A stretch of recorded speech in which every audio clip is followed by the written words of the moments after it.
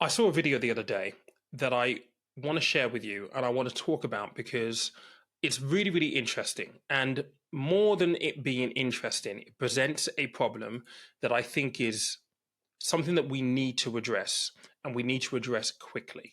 I'm going to play you a clip. Have a little listen to this. Posted something today that was intriguing, and I think it was last week. American Express had their earnings. In the earnings, millennials and Gen Z, their spending was up 15%, by far the biggest of any demographic. They were 32% of all spending. Gen X was 37%. I mean, Gen X has multitudes of more money than Gen Z and millennials, and yet their spending is almost even.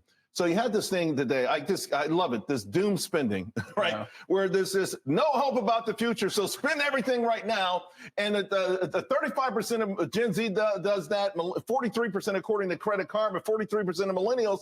So when I see this and economic data comes out, Mike, it drives me crazy when everyone says the economy is strong, the American consumer is strong, household balance sheets are strong. This is a sign of depression. Absolutely. I think that was exactly the point of the tweet that I was making. Is that we're seeing behavior that is predictable in the context of nihilism, right? If I can't even bother to try to afford to buy a house, why am I trying to save the down payment? Why am I putting money aside?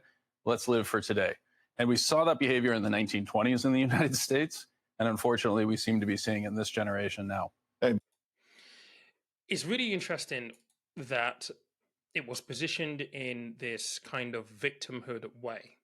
If you notice, one of them said, I love this, as though as if it's a joke, but the comment about nihilism, that, if I can't be bothered to save for a deposit for a house, then why should I bother? As if the realities of saving for a house now for millennials and Gen Zers is not particularly unpalatable. I mean, talking about being nigh enough impossible, it's normal to feel that way when you've witnessed house prices increase in value far beyond the average wage of any city and most places in the Western world.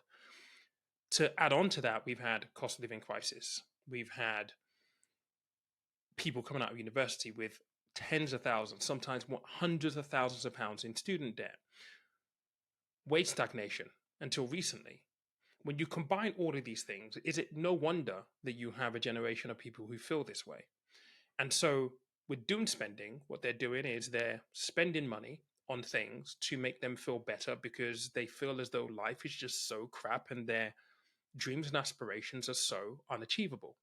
I mean, this isn't new. This is something that has been happening for decades and it's been called different things. And it just so happens that in 2024, we put a rather catchy name to it, doom spending, because people are spending because they don't have any hope. And I think that's the main thing that I want to talk about in this video.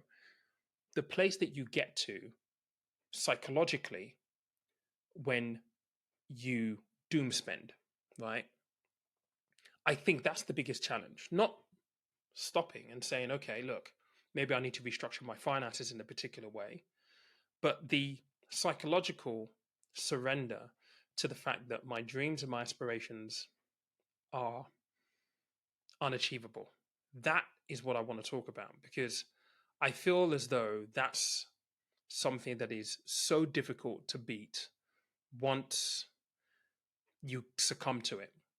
And look, one of the key things that I have noticed in this is the fact that this data is coming from, I think it's Credit Karma and certainly American Express, which means that individuals who engage in this, if you look at the source of this data, means that they're not actually spending money that they have. They're spending it on credit cards, which is the worst type of debt that you could possibly have. And this means that you now have not just the doom and gloom of this situation where things are so bad, I need to spend money, but actually things are so bad, I need to spend money that I do not have.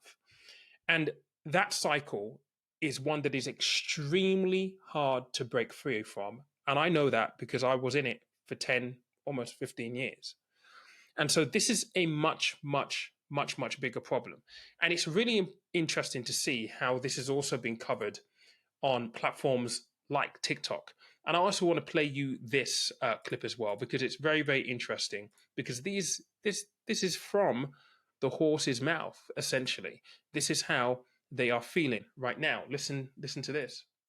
Doom spending. Apparently, that's a thing now. So, because millennials, Gen Z, tail end of Gen X realize that there's no point in saving for retirement or saving for a house because you're never going to be able to afford it and you're going to be working until you're dead, they're just spending their money on whatever the hell they feel like it. That's what we're at. Why bother saving? Might as well splurge on that avocado toast now, because in 40 years down the road, I'm still going to be doing the same damn thing, getting paid the same paycheck, and not having a house. So that's where a lot of us are at. And that right there is scary. I'm never going to be able to. I'm always going to be doing the same thing. That's the psychological kind of like prison that I was talking about. When you allow yourself to think like that, you've given up all hope, or you're giving up all hope. And that is more dangerous than the actual act of doom spending, in my opinion, because it is so easy to just stop something because either the facility, the ability for you to continue to doom spend is taken away from you. But the psychological impact of it's in your head is so much harder to escape. There is another clip on here which has been viewed right now 3.7 million times. And I'm going to share this with you as well, because it's interesting to hear this lady's perspective on what she's spending money on. And this, I think, is really important, because maybe for me it's weird, and I would love to know whether what she's talking about she spends her money on is weird or not. You let me know, because I would love to hear your thoughts on this.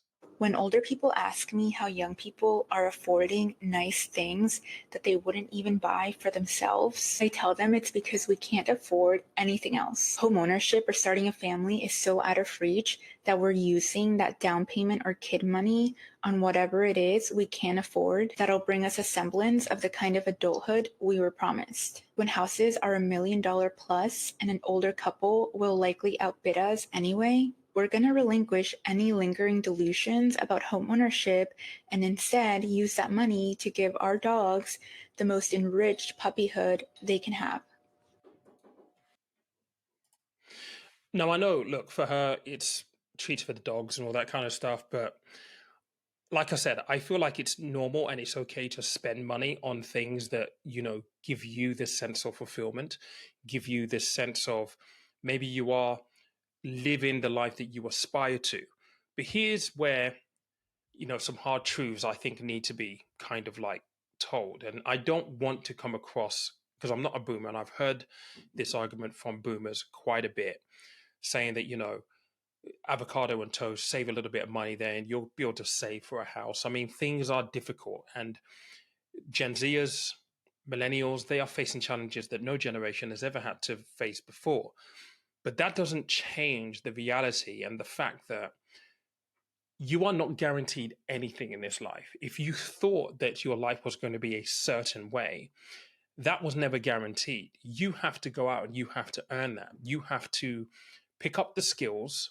You have to learn the skill sets, acquire the skill sets that will afford you the life that you want. You have to go out and you have to earn this stuff. And I feel like whilst there's this problem of succumbing to the psychological factor of this is impossible, why even bother? I'm never going to be able to do this. I'm never going to do that. You could argue that that is slightly defeatist, which I think it is. And I think anyone, you tell me in the comments whether you think it is or not. There has to be some form of resilience and some form of determination to say that actually, you know what? Yes, it's going to be a challenge, but yes, I can do this. And one thing that this generation has that maybe I didn't have in my day is social media. Social media opens up so many doors and so many opportunities. So whilst things are difficult on one hand, there are opportunities on the other.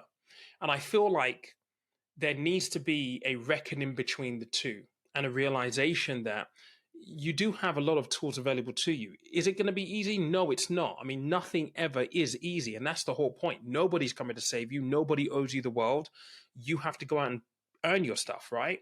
It's never given to you. It's never given to anyone unless you're born into wealth. If you are, then congratulations. But for most people, you have to go out, you have to go and fight for it. And so that's the first thing, realization. You've got to fight for your stuff. And look, when it comes to doom spending, it's completely fine to treat yourself. But when you do it to the point where it becomes something that you can't control, or it's just impulse and you just think, I'm just going to do this because I'm living in the moment, YOLO, that's wrong. That's only going to run you into a cauldron, into a cul-de-sac that you can't get out of.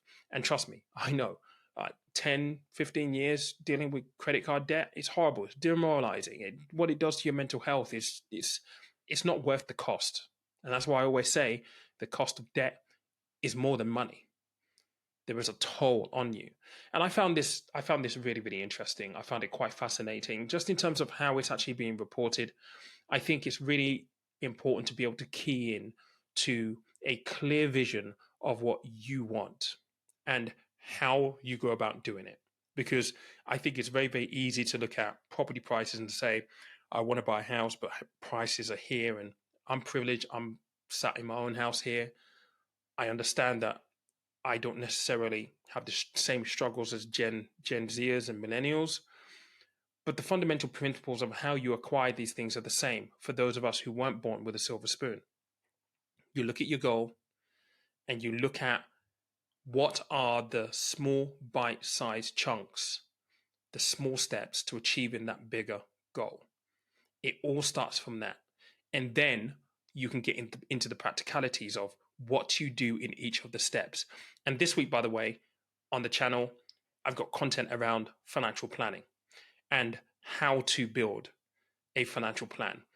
On Tuesday, tomorrow, there's going to be a video on a one-page financial planner. And actually, in that video, I talk through how you would go about constructing the beginnings of a financial plan if your goal is to purchase a property, your first home. I talk through the practicalities. I've also designed a one-page financial plan that you can complete in 3 simple steps.